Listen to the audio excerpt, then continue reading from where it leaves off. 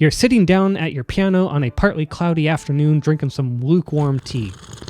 You begin work on that piano piece that you've been chipping away at for 2 months. As you are practicing, you get a sudden urge of inspiration to try playing the piece faster and build your technique. So what is the idea you come up with to speed up the piece and build your technique? The metronome. You take your metronome and set it to the tempo you're comfortable with. Let's say 120 BPM. Then after a bit of practicing at that tempo, you raise the metronome up to 125.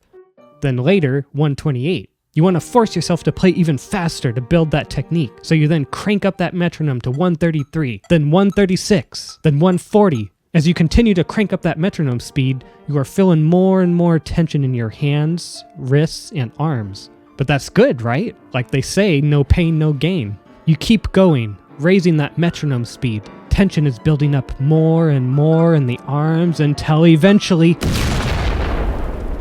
you explode.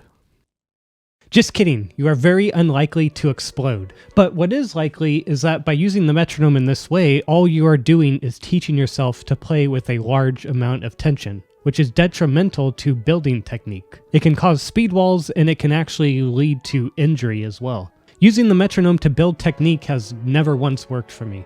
The metronome is a very valuable tool for helping us keep a steady tempo and steady rhythms. And you can actually use the metronome to speed up pieces by slowly clicking the metronome up a little bit at a time if you already have the technique for those faster tempos. But using the metronome to build technique that you don't already have, I have found has never worked for me personally, and has only ever led to bad habits, particularly with tension, that I then have to unlearn. So it wastes a bunch of time.